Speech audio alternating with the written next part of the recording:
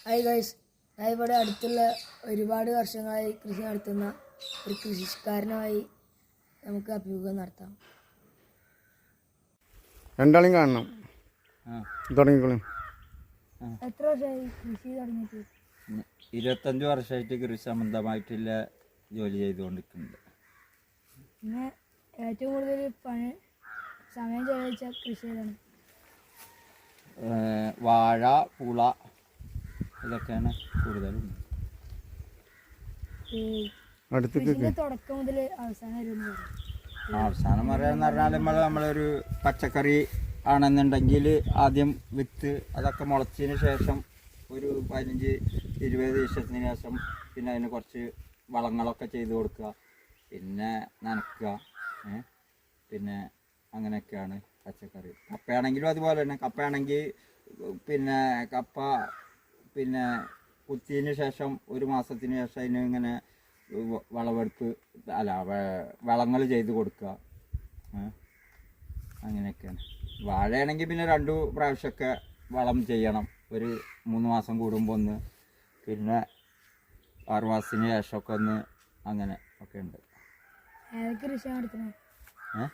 വാഴ, പച്ചക്കറി, കപ്പ ഇതൊക്കെ ഉണ്ടാക്കലുണ്ട്.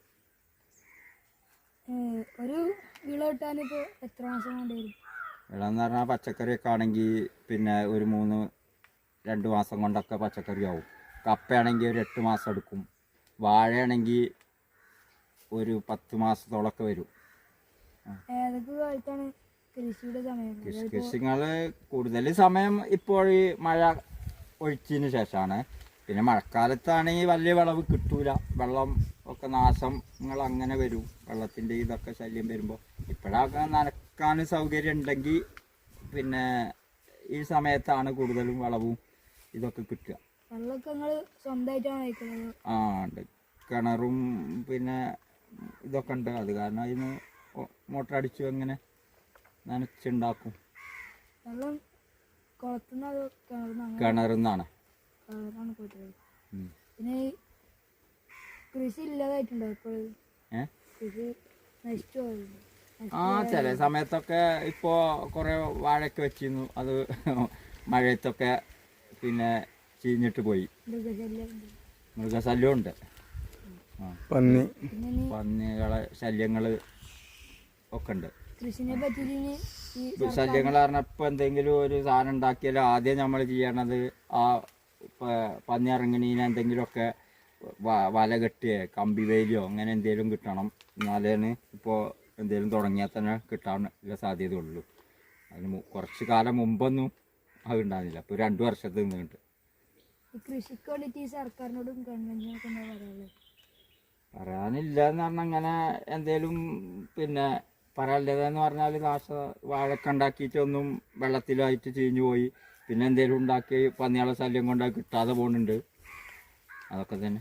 അങ്ങനെ അതിനെ ഈ 2 ശല്യമാണ്. ഒന്നാമത് എന്തെങ്കിലും ഉണ്ടാക്കിയാൽ ഈ പന്നിയുടെ ശല്യം കൊണ്ട് ഒരു സാധനം കിട്ടണില്ല.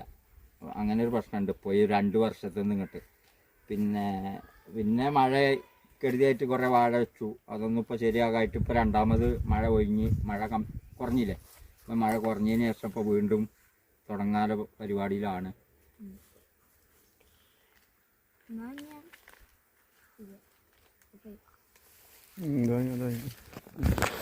മെച്ചങ്ങളും കുറിച്ച് ഞാൻ പറഞ്ഞുതരാം. മെച്ചങ്ങളെ പറഞ്ഞാൽ ചില സമയത്ത് കിട്ടും, ചില സമയത്ത് വെള്ളത്തിൻ്റെ നാശങ്ങൾ. ഇപ്പോൾ വാഴ ഉണ്ടായിട്ട് അത് പിന്നെ കുറച്ച് മഴ കൂടുതലായിട്ട് അതൊക്കെ പിന്നെ നഷ്ടപ്പെട്ടു പോയി. എന്നിട്ട് ഇപ്പോൾ ഞാൻ വീണ്ടും ഈ മഴ ഒഴിച്ചതിന് ശേഷം തുടങ്ങാൻ നിൽക്കുകയാണ്. പിന്നെ ഈ പന്നിയാളെ ശല്യം കൊണ്ട് ചിലപ്പോൾ പിന്നെ കൊമ്പക്കായി കിഴങ്ങാകുന്ന സമയത്ത് അത് പന്നിയാൾ തിന്ന് അങ്ങനെ പോകുന്നുണ്ട്. പിന്നെ ഈ പച്ചക്കറി അല്ലാതെ മൃഗങ്ങളായിട്ടല്ലേ? ഇല്ല അങ്ങനത്തെ ഒന്നുമില്ല. ആടും കോഴിയൊക്കെ അല്ലേ? ഇപ്പല്ല ഉണ്ടായിരുന്നില്ലേ? ആടുണ്ടായിരുന്നു. പിന്നെ ഈ പഞ്ചായത്തിൽ നിന്ന് കെട്ടുന്ന കോഴികൾ അങ്ങനെയൊക്കെയാണ്. ആട് കുറച്ച് നേരത്തെ ഉണ്ടായിരുന്നു. ഇപ്പം ആടിൻ്റെ ഇല്ല. പഞ്ചായത്തിൽ നിന്ന് കിട്ടുന്ന ഈ കോഴികൾ അങ്ങനെയുള്ളൂ. അയ്യോ അയ്യോ ഇത്ര മതി. രണ്ട്